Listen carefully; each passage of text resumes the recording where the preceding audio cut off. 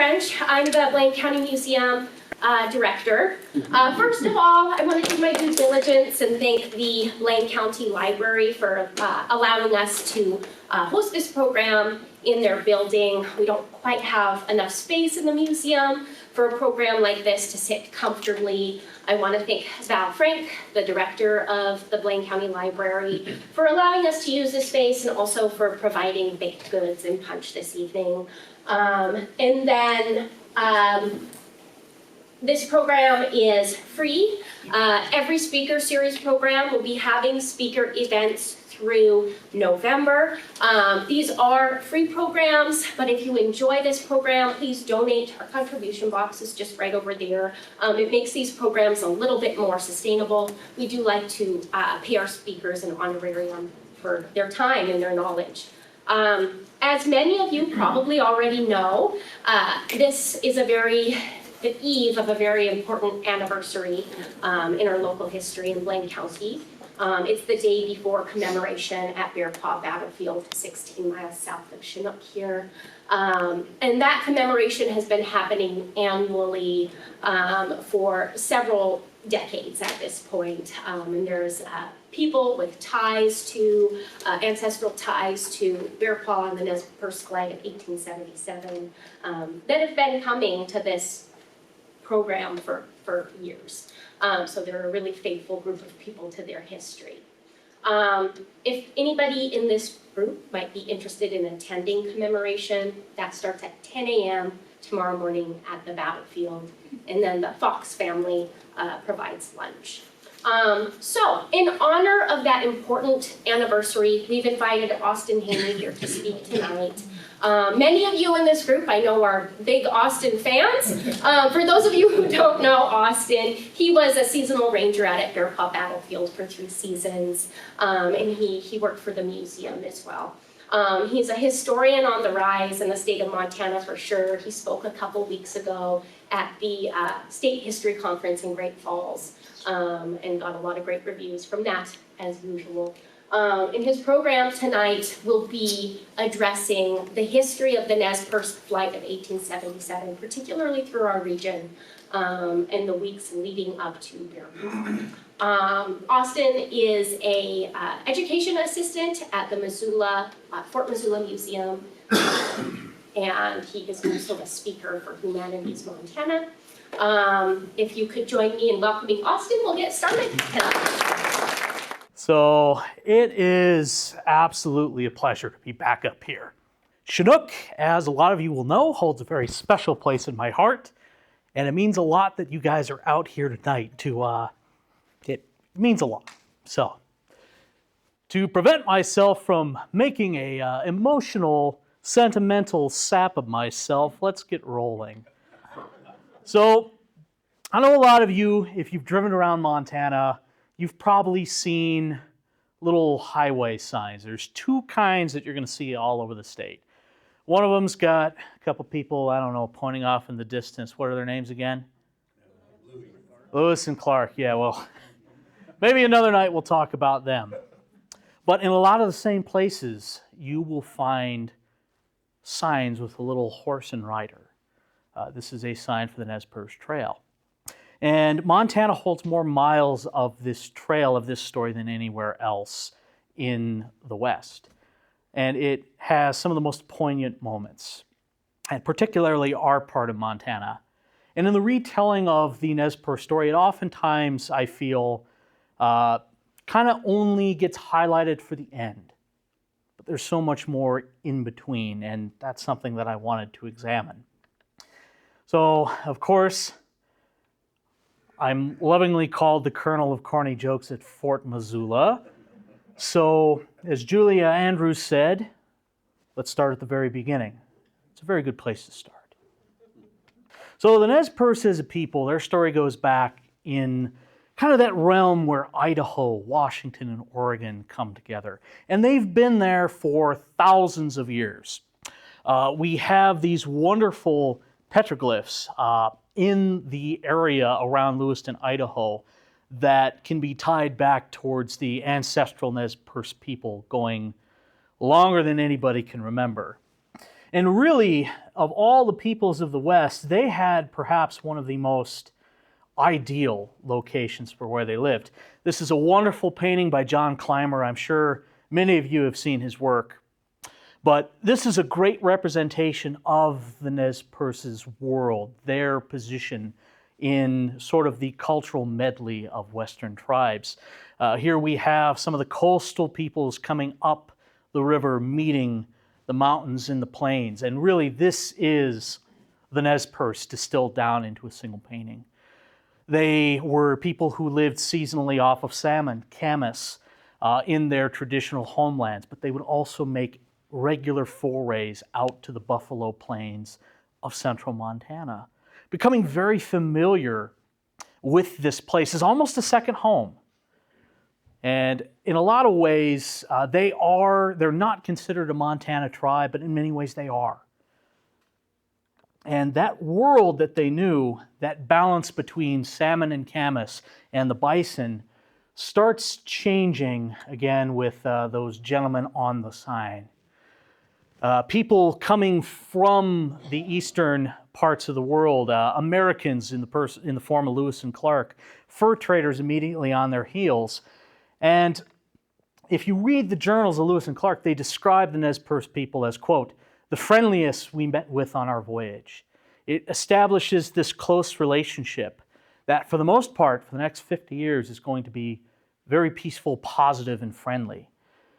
But all that starts to fall apart in the 1850s. Some of you who've attended my Pacific Railroad Survey talk might recognize this image, and particularly the, as I jokingly refer to him as 5'3" of unadulterated Victorian jerk, Isaac Stevens, standing front and center. Treaties start changing the way things are done. All of a sudden, that friendship has some caveats to it. We're going to establish the idea of a reservation. And the Nez Perce, for the most part, they get away from this treaty organization in 55 with most of their home intact. Their friends and neighbors are not so lucky. But of course, all that starts changing when certain little yellow rocks are found in the streams. Gold. Within 5 years, the government wants a new treaty. All of a sudden, that Nez Perce reservation, it's gone, shrunk by 90%. Now, I want you guys to imagine, we all live in Montana, right? Most of us. I want you to imagine if I came in and told you, we're all going to move to one little corner of the state. We all got to live in Libby now. How are we going to feel? Probably not very good. I can only imagine what a people who have that deep of a tie to their homes would be feeling, being told that you have to leave. This isn't yours anymore. But of course, when this treaty is signed in 1863, not everybody agrees, not everybody signs. And of course, what else is going on in the country in 1863? Exactly. A little thing called the Civil War. No one really is paying attention to what's going on with a treaty in Idaho. So for the next decade, it's this gray area where the government really isn't sure what to do. They send treaty commissioners out to try and negotiate with the Nez Perce bands who had not moved on to the reservation. And kind of a leading figure amongst them, a fellow you probably know, his name is Joseph. His father had been a leader in resisting the treaties before him, and he's going to take up that mantle on his death in 1870. This line about selling your father's bones, on his deathbed, Joseph's father told him, this country holds your father's bones. Never sell the bones of your father or your mother. And that was a promise that Joseph was determined to keep. And it's not just him. There are other band leaders as well. One of these fellows is right here, kind of defiantly pointing at one General Oliver Otis Howard. And this fellow, Tuhuhazut, he is one of the Salmon River chiefs. He's a compatriot of a fellow by the name of Whitebird, who we're going to learn about in a little bit, as well as Looking Glass. These are all kind of the main leaders of the bands who don't want to go on this reservation. And they're the ones with whom Howard is going to talk in the spring of 1877. And needless to say, as you can see by this sketch, which is an original done by Howard's son on the location, you can see that the Nez Perce folks are probably not very happy with old Ollie over there. And to put it bluntly, negotiations fail. They disintegrate, and Howard gives them a 30-day ultimatum. Move on to the reservation, or we will put you there by force.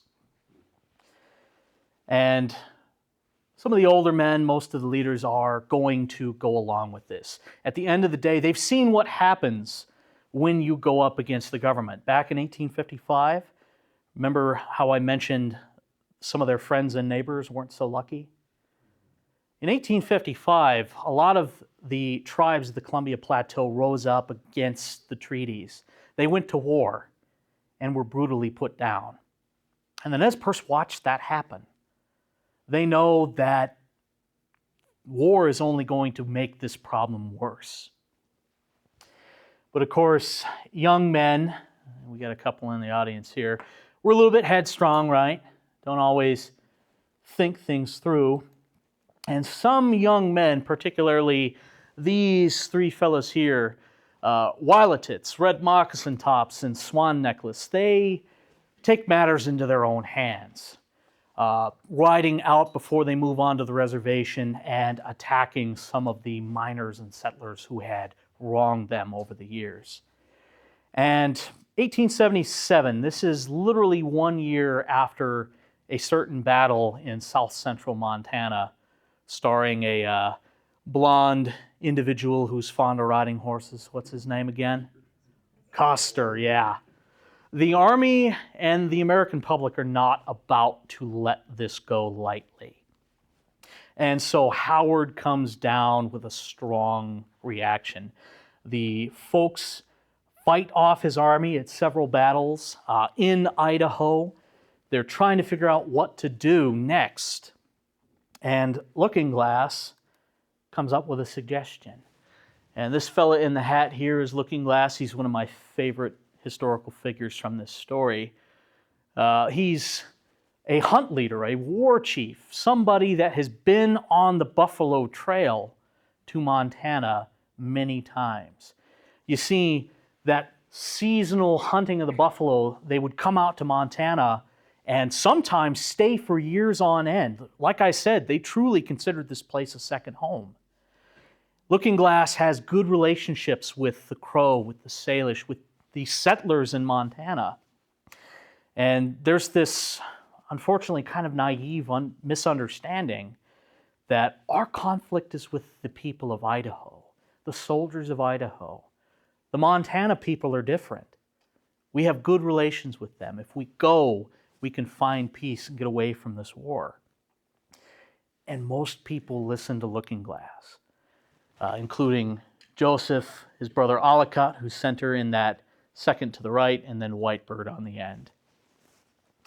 And when they come to Montana, they're following the Lolo Trail, which is, in a tragic irony, the same trail that brought Lewis and Clark to them and established their relationship with the United States 75 years earlier. And when they get to Montana, everything is telling them that Looking Glass was right. The Montana people are friendly. They're trading with us. The soldiers at Fort Missoula aren't attacking us. This is going to work out. And so at a little glade in the Big Hole Valley, they camp. And it's their first moment of peace and respite that they've had in over a month. Little do they know that soldiers from Fort Missoula have followed them and are waiting for a morning ambush. At the Battle of the Big Hole, over 90 people are killed, most of them women, children, and elders. The nature of this flight completely changes in the span of a few chaotic hours. And so it is important to go and find friends, find allies. You need to get to the Buffalo Country fast. The Crows will help us. And so they rush through southern Montana, kind of that Idaho border near Monida area. They go into the Yellowstone National Park and come out at the Clark Fork Canyon, Howard following them the whole way. And they come out onto the plains south and west of Billings, Montana, and the Crows refuse to help them.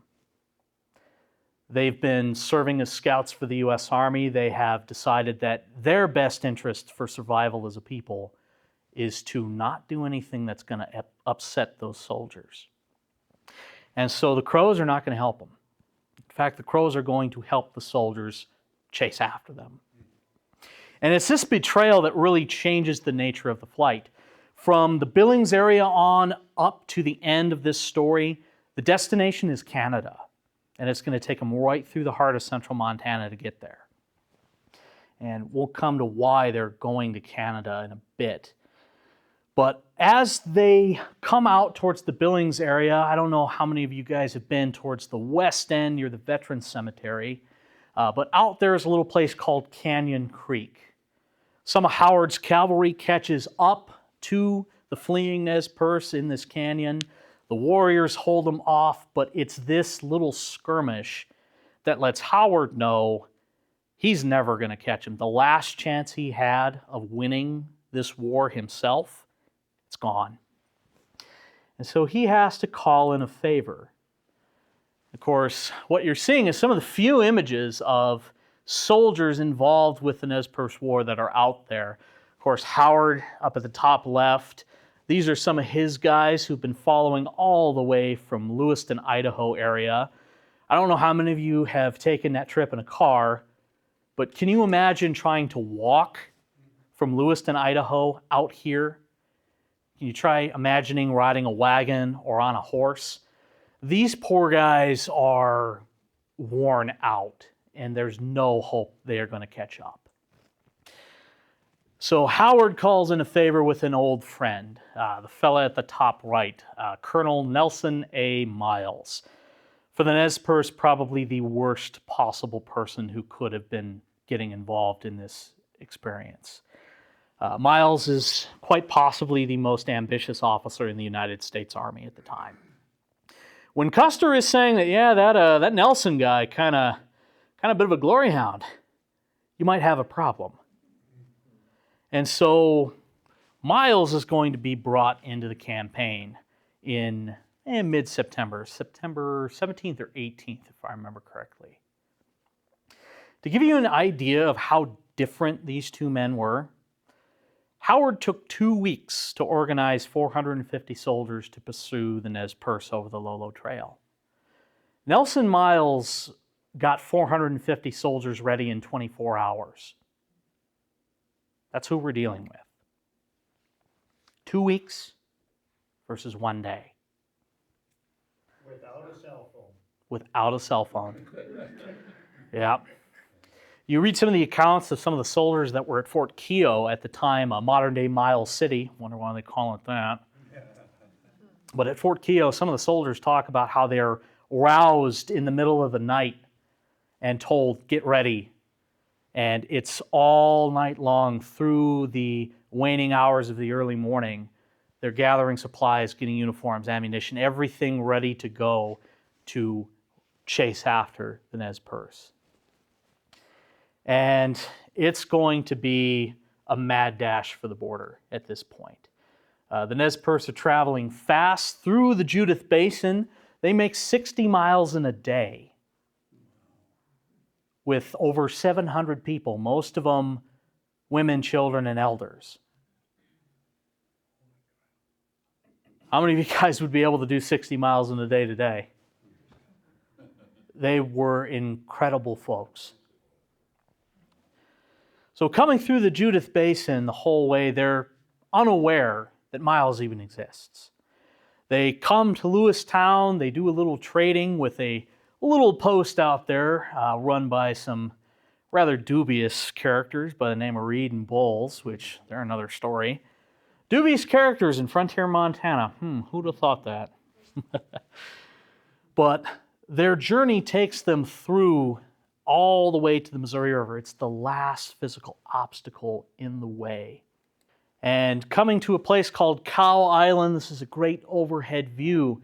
This is one of the most important places in Montana that nobody knows about. And it's in the southern tip of Blaine County. Pretty darn cool.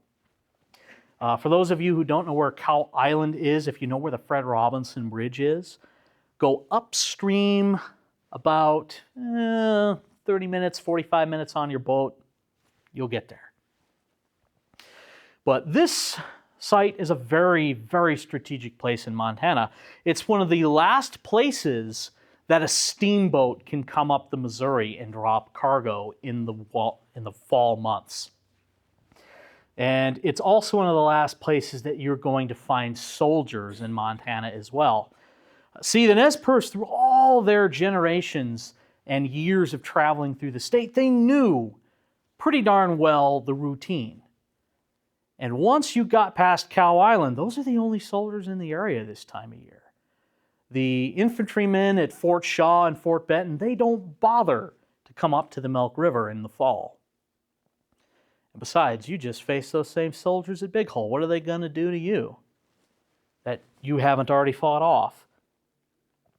And so it's kind of this very important point that signifies to them, we're almost there.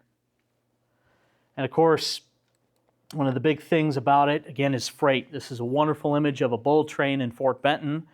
At Cow Island, when steamboats couldn't come up the Missouri, they dropped their freight at Cow Island and it would be hauled overland on the Cow Island Trail to Fort Benton. And so, I don't know about you if you've seen cows move. Are they fast critters most of the time? No. So it takes a while to get all this freight from a steamboat back to Fort Benton. And so at Cow Island, you're going to find tons and tons of cargo waiting to be moved by these bull trains. And of course, right before the Nez Perce get there, imagine that. A steamboat had just dropped cargo, and it's all just sitting out there. And so when the people see this, again, you've been moving for 4 months at this point. You have crossed over 1,200 miles. People are worn out. People are tired. A lot of your possessions have been left behind or destroyed. You're in a destitute state, and you see all this stuff there. What are you going to do? It's war. And so the Nez Perce, they fight with the small detachment of soldiers at Cow Island and take what they need, burn the rest. They also end up having a little scuffle with a bull train, which, interesting enough, if you go to the museum, you can see artifacts from this fight. Pretty incredible stuff. But through their experience at Cow Island, the people come to this conclusion. Howard is far behind. There's no way he's going to catch up, and he still has to cross the Missouri River. The last soldiers are behind you. The last barrier is behind you. The people are tired. Slow down. Maybe stop and rest for a day. And so when they find buffalo just outside of the Bear Paw Mountains, knowing all of this, it encourages them to stop one more time. The border is only 40 miles away. They just made 60 miles in the Judith. That's less than a day's ride away. 2 if you're taking your time. And so the people are going to stop.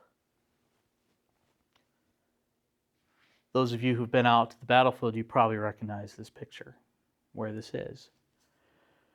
To catch up with Nelson and what he's been doing in the meantime, he arrives at the Missouri River 50 miles downstream from the Nez Perce on the same day that they reach Cow Island. That steamboat that had dropped its cargo at Cow Island is coming down the river. He uses it to ferry some of his cavalry over to the other side, but he still thinks that the Nez Perce are on the south side of the river. They're probably still in the Judith. We're going to catch them before they get to Cow Island. So he starts moving up the river, heading for Cow Island on the south bank. And this is a story that you can't make up. It's like something out of a movie. But he releases the steamboat. It starts going down on its way down the river. You can see the smoke disappearing in the distance. And lo and behold, what happens? A rowboat with men from Cow Island rounds the bend, sees the soldiers, and frantically starts waving and shouting. Something's wrong.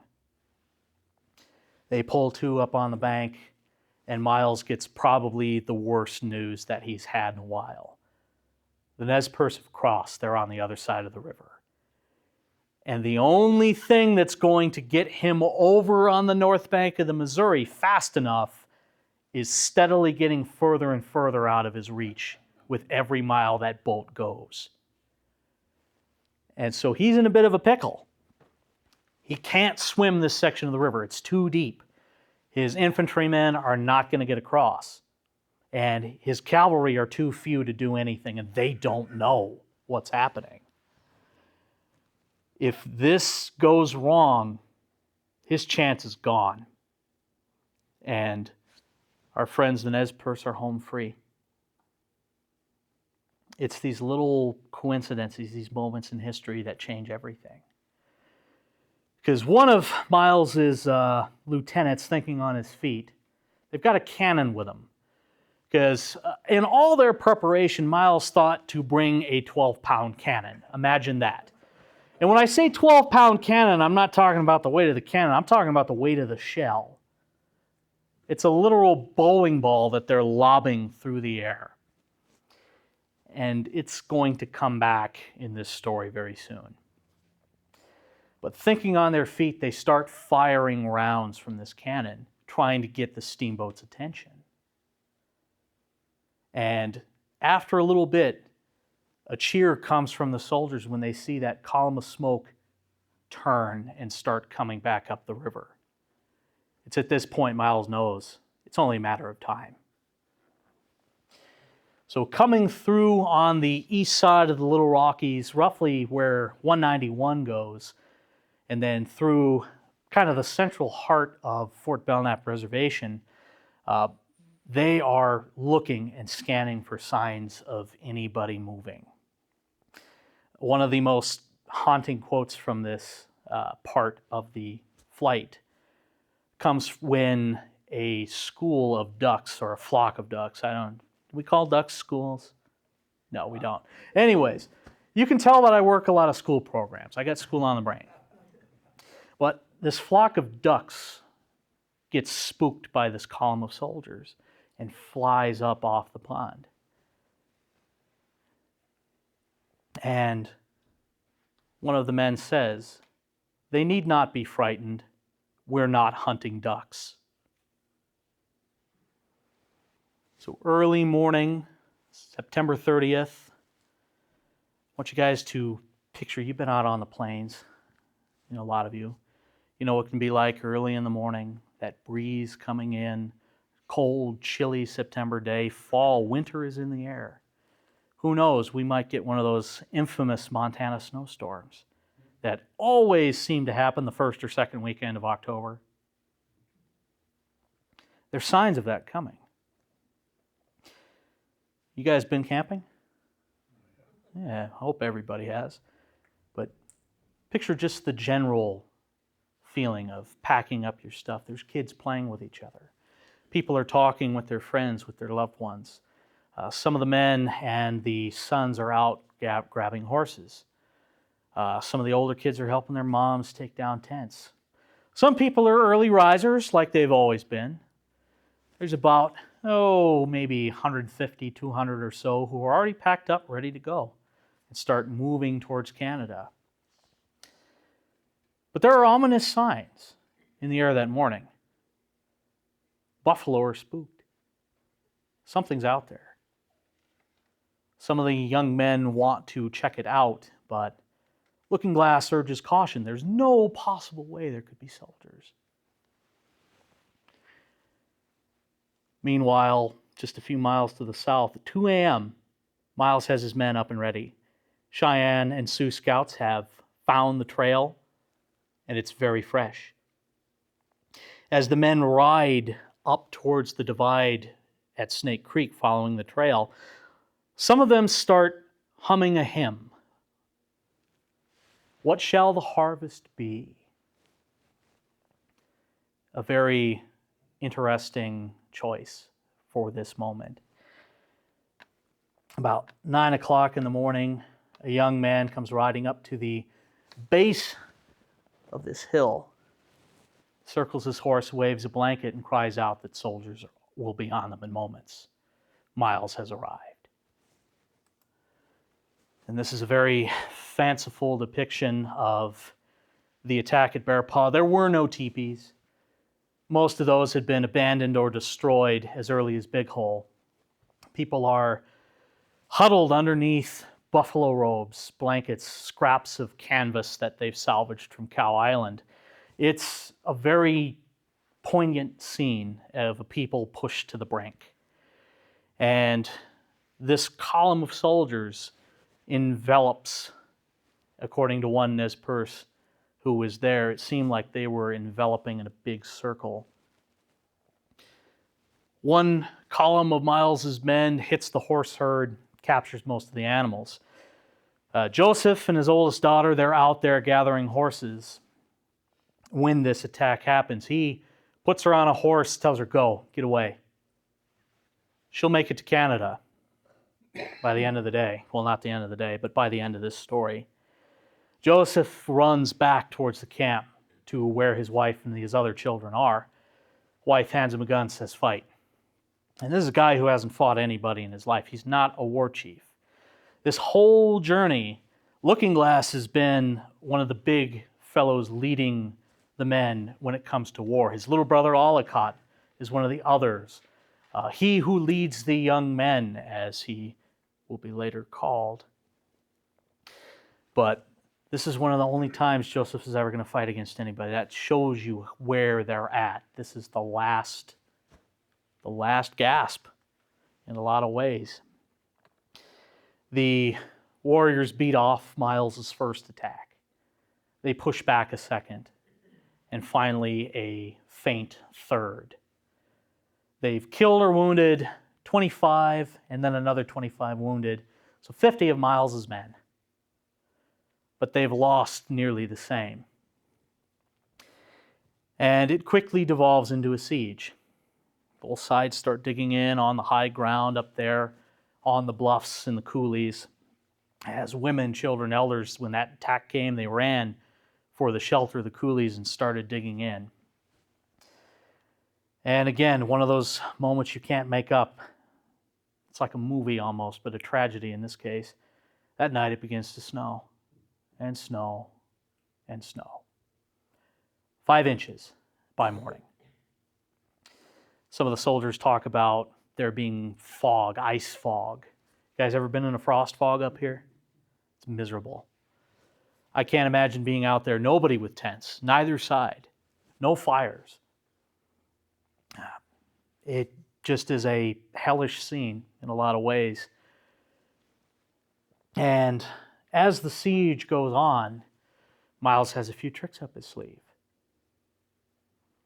He throws up a white flag at one point, says, I want to talk to Joseph. And when Joseph comes to talk, he grabs him, takes him prisoner.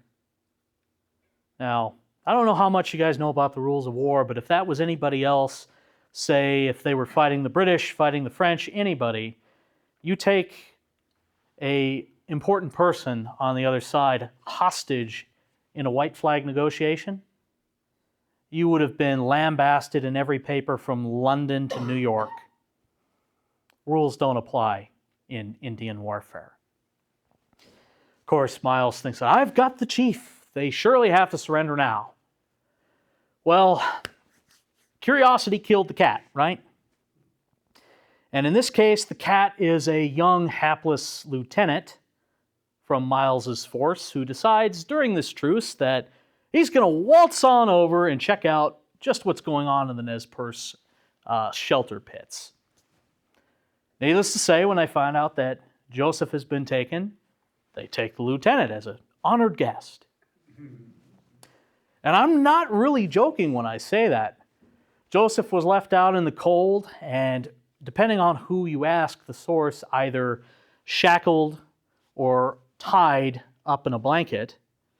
Either way, he was detained and it wasn't a good experience. This lieutenant, they put him in the safest shelter pit. They gave him a blanket. They gave him what little food they had. And they even found time to crack a joke with him and share a happier moment in dark times. One warrior guarding him saying that if it gets much colder, we're going to have to start fighting each other again just to keep warm. Now, mind you, you're probably wondering how all this English stuff comes through. It's that history of long relations. There were a lot of Nez Perce who knew English and could speak to soldiers one-on-one without an interpreter. So kind of an interesting little side note. So trick number 1, gone. They do a little prisoner exchange, back to square one. We're in a siege. Trick number 2, the second ace up the sleeve, is that 12-pound cannon. Now, I can imagine that it would be pretty tough just trying to get your own infantry and cavalry there by itself, much less hauling one of those stupidly heavy things behind you. And sure enough, some of Miles's infantrymen finally managed to drag that thing to the battlefield and start lobbing shells at the Nez Perce shelter pits. So remember what I said, it's like a bowling ball flying at you. But these are bowling balls that explode. Each shell is rigged with a fuse that will go off with a timer. If you're a good artillerist, you can set that fuse, that timer, and the shell will burst like a giant shotgun. They're firing exploding shells at women, children, and elders. So how do we feel about Nelson Miles so far? Pulse check. Yay, nay, where are we at? Yeah, I get that. That's good. Trust me. I'm going to try and bring him back to a neutral stance by the end of this. Challenge accepted, right? So the whole time this is going on, there's 2 things that's on everybody's mind. It's something that Miles fears, and it's something that the Nez Perce hope for. And it comes with a fella residing up in these delightful hills. So, does anyone know where this is? Not exactly. Looks pretty familiar though, right? Relatively. Could be anywhere in north central Montana. Well, this is just north of us in Wood Mountain, the Cypress Hills area. So, south central Saskatchewan. And there are a couple groups of people up there, namely the Mounties. They've got a post up at Fort Walsh. And nearby is a fellow that I'm sure Custer would have very strong feelings about, but who I personally admire in a lot of ways, Sitting Bull. He had fled to Canada in the aftermath of the Little Bighorn and found refuge there, kind of having a very decent enough relationship with the Mounties to be able to eke out a decent living for him and his people. And this is why the Nez Perce are going to Canada. They know, they've heard rumors, whispers that Sitting Bull, he had resisted the soldiers, he'd fought, he'd won, and he'd gone to Canada and is living there free and relatively happy. And so they're trying to get to him. And the whole hope in this siege is that somehow, some way, those people who got away the first day, those 150, 200 folks who'd already been saddled up, ready to go, the hope is someone's going to make it to Sitting Bull and let him know what's happening. And he'll come riding to the rescue. Miles, on the other hand, he's actually the guy who pushed Sitting Bull into Canada. He had chased him all through the winter, forcing various bands of Sioux and Cheyenne to either surrender or go to Canada. And some of them have decided to even join him, which is kind of a crazy thing. But Sitting Bull does in fact hear of the Nez Perce plight, and there's only one man who's going to change anything. and it's this fellow right here. So James Walsh, he is one of the rising stars of the Northwest Mounted Police, and in a lot of ways, probably Sitting Bull's only friend amongst the Americans or Canadians. And Walsh has been working on Sitting Bull, coming to Fort Walsh to talk to representatives from the government for a while now. They're on their way when this is happening. Not a lot of people know this. But Walsh meets with Sitting Bull and on no uncertain terms effectively tells him, if you go below that border, you forfeit any and all protection in this country. Make your choice. You can help them when they get here, but you will do nothing until they do. And so it's with some reluctance that the Sioux in Canada are not going to help. The final hope for the Nez Perce is gone. On the evening of October 4th, guess who shows up? Howard. He finally caught up. Of course, he had to abandon all but 50 of his men to do it, but he makes it on October 4th, this very day, and meets with Miles and generously gives him the honors of accepting the surrender. You see, these two go way back. They're old friends. Howard, before he was known by the Nez Perce as General Day After Tomorrow, wonder why I got that name, he was known as the one-armed general. He'd lost his right arm in the Civil War. The man who held that right arm as it was amputated was Nelson Miles. Howard was the one who got Miles his big break in the Army. Miles helped Howard when he ran into some trouble running the Freedmen's Bureau. And so Howard is repaying the favor again. He's already a general. Let's let Nelson have a win. You know he wants it. Just mention that he got there and all will be good. That's all Howard wants. We're going to see how that goes in a bit. But with no sign of help from Canada coming, with another army on the way, so they think, with Howard showing up, it's with great reluctance that the surviving leadership of the Nez Perce make their decision. Ollicott, the war leader, he'd been killed the first day. Looking Glass had been, I forgot, Tuhuhuzoot. Oh my goodness, how could I forget Tuhuhuzoot? He was killed the first day as well, trying to keep an opening for people to escape. Those folks who made it to Canada largely do so because Tuhuhuzoot and several warriors lay down their lives. Looking Glass is the last to go out of all these. Before the surrender, he had been talking with Joseph and Whitebird and had said to Joseph, this is the last thing we know he said, but he goes, I have my experience with men of two tongues and faces. If you surrender, you will be sorry. I will never surrender to a deceitful white chief. Sometime shortly thereafter, I don't know why. I've been puzzling over this for years at this point. Maybe it's the last bit of hope from the guy who'd hoped they'd find peace in Montana. But he's in a rifle pit. Someone cries out that they see something on the horizon. Is it a rider, a messenger from Sitting Bull? Looking Glass, maybe in that last moment of hope, someone's come. We will be rescued. It's going to work out. In that last gasp of hope, he rises from his pit, is shot and killed. The last man, the last person killed in this experience. And so it leaves Joseph and Whitebird. And they come to a very difficult decision. Whitebird is adamant to get to Canada. There's people who are already there. You need to get to them. You've come so far. You can't give up. Whereas I think on another note for Joseph, he turns to the people suffering in the pits, the shelter pits. And he says, for myself I care not. It is for them I will surrender. You've come so far and you've lost so much.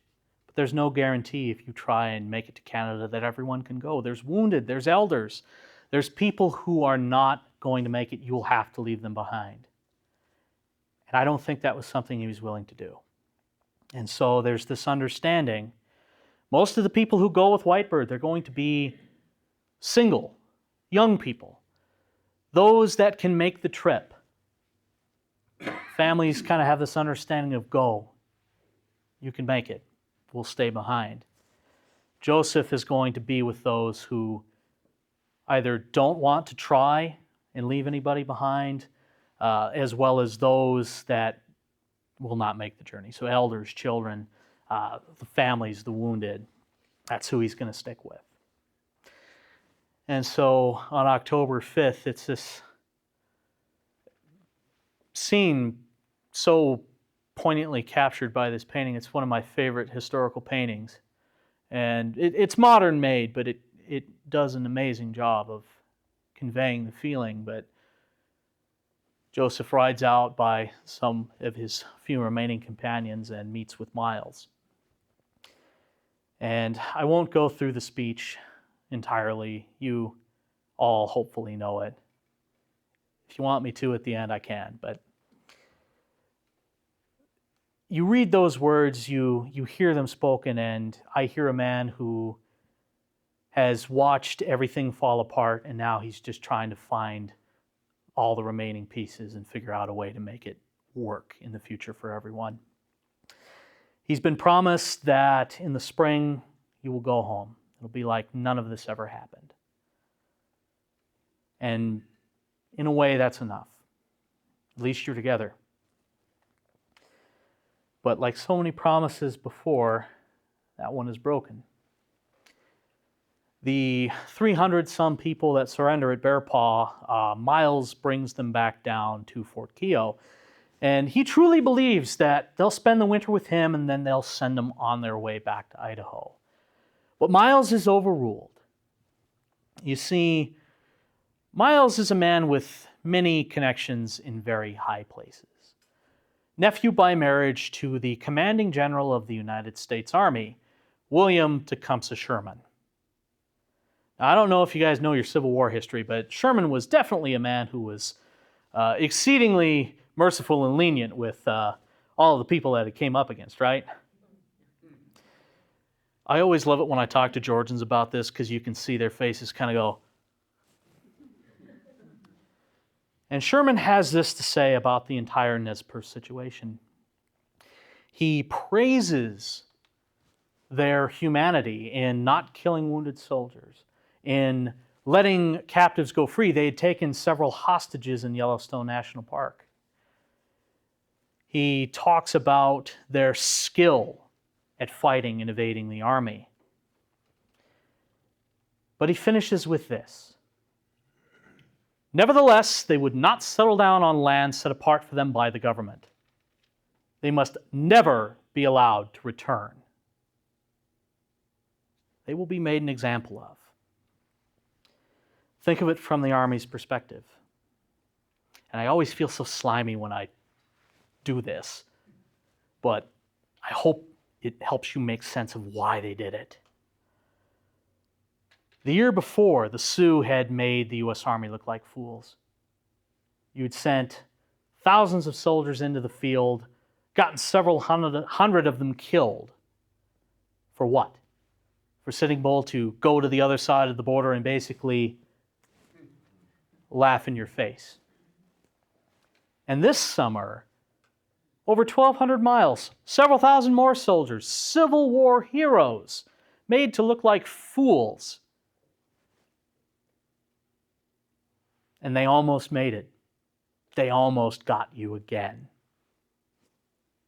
What does that say to every other tribe that the U.S. Army's been putting on a reservation for the last 20 years? What does that tell them? It's a paper tiger. Examples must be made in the minds of the U.S. Army, or else this is going to happen every summer. And indeed, summer of 1878, another tribe tries the same thing, the Bannocks of Idaho. They get as far as The Clark Fork Canyon, kind of the same area that the Nez Perce had come out from the national park onto the plains, southwest of Billings, they're stopped dead in their tracks by guess who? Nelson Miles. Examples will be made. And so the promise is broken. Joseph and the others, they're sent not to Idaho, they're sent to Oklahoma. Banished there until 1885. In the course of that, over a third of them die.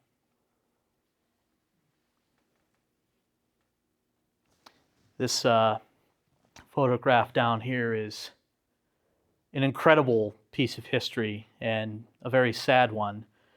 This is Fort Keogh on the morning the Nez Perce and Miles arrived from Bear Paw. The fellows right here, the 5th Infantry Band, playing a rousing tune to welcome the colonel and his prize. Hail to the chief!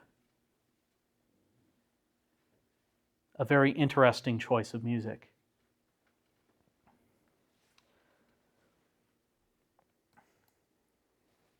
Eventually, they'll be brought back to the Northwest, but not to Idaho. And they're not all together. What you see here is Fort Walsh. Notice the British flag flying literally just 75 miles north of us. Bet you didn't know that. But the stragglers, the people who had made it out of Bear Paw, they finally coalesce around Fort Walsh. Sitting Bull welcomes them. He takes them into Sioux lodges. They're treated very kindly and given the ability to live alongside the Sioux for the duration of their stay in Canada. And lo and behold, this is going to be another black eye for the U.S. Army, because right when the Nez Perce arrive is when this council with Sitting Bull is going. And what you see here is this reporter's idea of what happened. You got Sitting Bull kind of standing up, declaring his thoughts in council. Some of you might not know who this is, but you may know the name. The fellow in the general's uniform standing up at the table is one Alfred Terry. He was the guy who came up with the genius plan that ended in Little Bighorn. Needless to say, there's some bad blood between these two. And Terry is trying to convince Sitting Bull to come back. We will treat you kindly. We will treat you fairly. And Sitting Bull spits it back in his face, saying, "How can I trust you?" Pointing to these Nez Perce refugees who had just come over the border, saying, "This is the example of white man's friendship." Needless to say, the council fails, and Sitting Bull and the Nez Perce are going to call Canada home for a couple years. But things are going to fall apart quite quickly. The buffalo start disappearing. Through their entire flight, the Bear Paw area was the only place they'd seen buffalo the entire time. Before, they would have seen herds stretching to the horizon all through central Montana. Now there's only a few stragglers. By 1879, the Canadian herds are gone. By 1883, the American herds will follow. And this forces most of the Canadian Nez Perce to go home. But some remain in Canada, amongst them Whitebird, who tragically is murdered by a fellow Nez Perce several years after this whole ordeal. Some of my favorite people to talk about, this fellow kind of kneeling on the ground. His name is No Feet, or Steps, if you want to call him that. Somehow this guy had managed to make it all the way on the flight with no legs and only one hand. Ended up in Sitting Bull's camp and lived with the Sioux for the rest of his life. He died in South Dakota shortly after Wounded Knee. But for me, perhaps the most poignant one is this right here. This is a grave of an unknown Nez Perce warrior. Almost 10 years after the Nez Perce flight, the natives of Canada are facing the same thing. Soldiers, columns of soldiers coming for their camps and villages. And this one Nez Perce, I wish I knew his name. This one fellow, he'd seen this happen before, and he said, "Not again."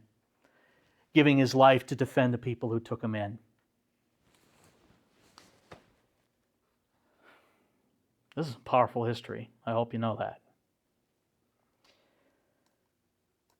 But all stories must come to an end, and I feel like I've been talking to you guys for a little long on this, so I'll start to wrap it up.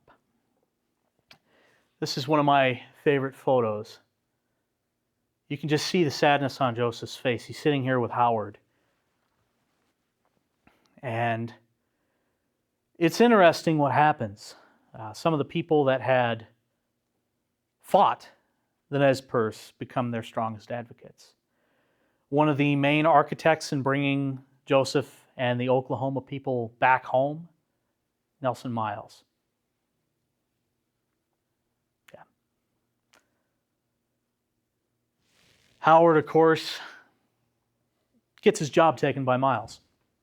He's brought east, and Miles takes his place as general in charge of the Columbia District. By the end of it all, Howard is going to be basically touring around trying to defend his actions in the Nez Perce War for the rest of his life. Miles gets everything that he ever wanted. He retires in 1903 as the final full commanding general of the United States Army. They abolished that post after he retired, partly because he was a bit prickly and managed to irritate everybody, including Teddy Roosevelt. And when Teddy Roosevelt says that you are a brave, preening peacock, what does that tell you?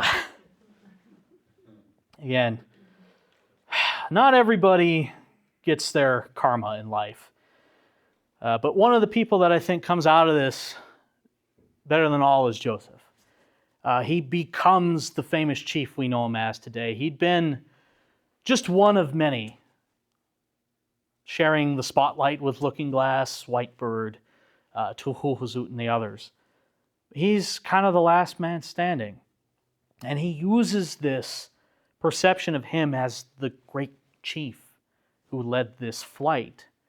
He uses that to be an advocate for his people. He goes to Washington, D.C. to talk to the president, to the Bureau of Indian Affairs, to the Secretary of the Interior, arguing to honor your promise, bring us home. And he never gets to go home. That valley he'd buried his father in, he visits it twice. Both times the settlers tell him, "Thanks for your visit, Joseph. Now go home. You can't live here." He dies in 1904 of what his doctor says is a broken heart, alone in his lodge at Nespelem, Washington. I just visited his grave for the first time this summer, and it is a heavy place. And just behind him a little ways is this fella to the left, one of my favorites to talk about, and I'm sure, Sam, you know quite well. Yellow Wolf. He's Joseph's nephew. He'd gone through the whole flight, but through a chance encounter, he meets this historian and becomes friends with him and tells their story, getting some of the other warriors, some of the other people who had been through this experience to share their memories with people. And I love this quote from him. The reason why they're doing this, this story will be for the people who come after us. It's so that others can understand and we can hopefully learn from this. And I truly think that this place, Chinook, Bear Paw Battlefield, this land that surrounds us, we're kind of considered flyover country. Not a lot of people, even in our own state, appreciate this place. And I can tell you from experience, they're missing out. Some of the best people, some of the best history, the worst and the best in a lot of ways, but the most powerful stories, it's right here. And I think they leave us lessons that we can still learn from today. I don't need to preach at you guys. You guys see the news. You guys know things are happening all over the world. As human beings, we have a nasty tendency to not always put our own best foots forward, right? we can be awful nasty to each other. It doesn't matter who it is or what time, it's a sad fact of our history.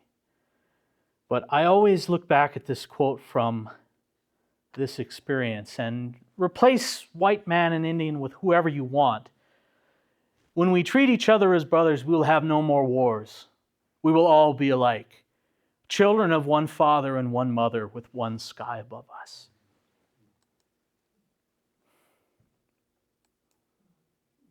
Katsuyaya. It's Nez Perce. Thank you. Thank you, Austin, for bringing this story to life in such an engaging and accessible way, as always. This isn't the most lighthearted subject of all time. We have some pretty complicated history to reckon with in our country and in this state and in our backyard. I think, as Austin said, there's so many examples in this story of what it means to be a human being, and I think that's why it's so important. And I think everybody should have to learn about it. In my experiences as museum director, that's been one of my goals, is to try to bring particularly local students into the museum to learn more about it. I haven't been that successful yet, so if you have any sway of the administrators in the Chinook schools, or the history teachers, tell them they need to be bringing their students to learn about this. It's an important story. I used to joke with visitors at Bear Paw that unlike other national parks that are trying to make you feel all happy-go-lucky, sunshiny about being out in the woods and whatnot, I am trying to make you cry. So I appreciate that. I make myself cry half the time, so. But no, I appreciate you all being here. I hope you know that. So, anyone has? Is it possible that you could give us an idea of what we would experience if we went to the battlefield tomorrow? Do you want the nice answer or the real one? The real. The real one. The Nez Perce are a very welcoming people. They are some of my favorite folks I've met. There will be tears from the people who are there, but it's a very poignant experience. It's worthwhile to go at least once in your life. I know it definitely changed me and a lot of how I do history, working with this history and with these people. I would recommend it. It can go long, particularly if certain individuals speak who are known as great orators. But Scotty, who's the ceremonial chief, he does a good job of trying to keep the politicians from pontificating for too long. But beyond that, it's very much your own adventure out there, time to reflect and walk and see things and experience the place and the land, knowing the story. So. I found it interesting that your last slide is this picture. Yeah. Have you ever found one of those signs that you just scratched your head and said, why on earth is this considered a Nez Perce Trail? Truth be told, most of the time, if I see one where I'm like, why is that there? I think about it for 5 seconds and then realize it's the closest major highway to it where they actually went. Unfortunately, so many of these signs that mark it, you can't really go on the actual route because a lot of it's in farmers and ranchers' fields.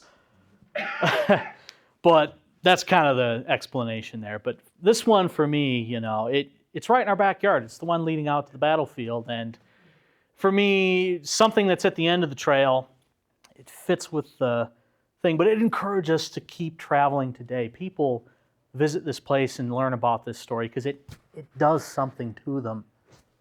So, yeah. Just a comment. Oh, I'm sorry. Go ahead. Questions?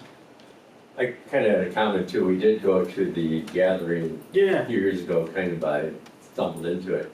And one interesting debate that was going on was whether the area of the battle should be left in fairly natural state as it is now. And some of the folks there said, the little bighorn was that was a little too commercial. Yeah. It was a little too built up. I understand that, and personally, I think one of my favorite parts about that place is it is remarkably similar to how it was. Take away the bridge, you take away a couple signs on there, you squint your eyes and pretend that the Cleveland Road isn't there. It's almost like you're out there again. There have been moments in my years walking that battlefield, I like to say that there's probably only a few people in this world who know that place better than me. And it's powerful being out there. You feel at times like they're only a few feet away. They're with you in a way. I want to just add that it's one of the most moving things I've ever been to in my life. And we're from Wisconsin, by the way. And you're So, from where? it was amazing. I highly recommend it. And another quick plug, because Carol, your family has a tie to this, but that battlefield is one of the best marked in the country, if not the best, if you ask me. Because if you go around there, you'll see these little silver medallions all over the ground. They're pockmarked, almost 300 of them. And they tell you places where people were camped, where people fought, where people died. See, that historian Lucius McWhorter, he went out with survivors and people who experienced that, and they marked out these locations where things happened. At places like Big Hole, nobody ever bothered to go out and permanently stake those locations. But here, Charles Noyes, who was a surveyor in town, did a lot of work. Part of Carol's family there. Your grandpa, right? Grandpa. Yep, your grandpa. Yeah, her grandpa cared enough about this story, he went out there and permanently staked all those locations for McWhorter. They're still out there. I do want to add on to that a little bit, just to toot the community's horn a little bit. All the way back in the late 20s is when that preservation effort began at Bear Paw, which helped it become one of the best preserved battle sites of its kind in this part of the country. It was the Chinook Lions Club, actually, did a lot to help the historian Virgil McWhorter come out to the battle site with Nez Perce veterans and interpreters who knew the history and knew those points at the battlefield to mark. I guess it was the initial visit in 1928. McWhorter brought a veteran of the Nez Perce War out to mark those historic locations. It's why we know where Joseph's surrender site is, and it's why we know where many of the lodges were on the Nez Perce camp.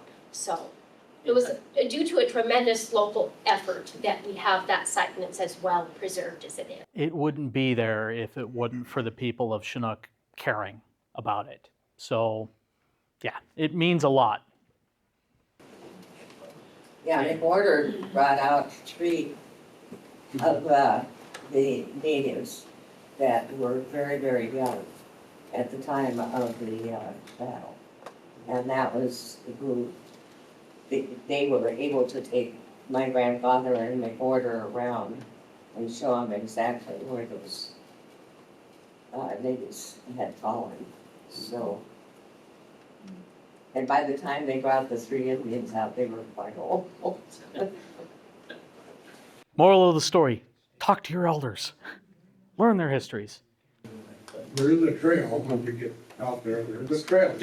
Walk around it, or how far to- It's about 1.75 miles, if I remember right. So, I literally just did it before this program in like half an hour. If you're out there by yourself and listen, you can hear the battle. I've had that happen before. Yeah, that's not an exaggeration. So, anybody else? I think if you go out there by yourself, even alone, with the prairie wind blowing across the prairie, and you stand there in silence and listen and look, you can almost immerse yourself in the day of what happened there. I would agree with that. I've had some interesting moments out there over the years. So, Other questions? Questions, comments, concerns, horrible reviews that y'all all put on Yelp, right? Thank you for coming. Well, we certainly thank you for your efforts.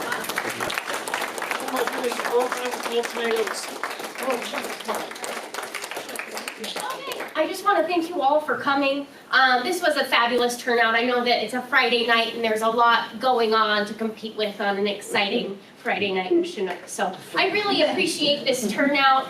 Really wonderful. I want to thank Blake Downs for recording this. I always forget to thank Blake, and he does a great job editing our videos. And then we're able to do that after he finishes that process. We upload them onto our YouTube channel, so it makes those programs accessible. One more plug for the rest of the speaker series. There's a flyer up here that has the rest of the series and everyone who will be speaking. And then two, I want to remind you to donate if you enjoyed tonight's program. I know I really like to compensate academics for their work researching history and presenting it in a way that everyone can enjoy it. And so that contribution helps go towards them and the wonderful work they do. So, all right, with that,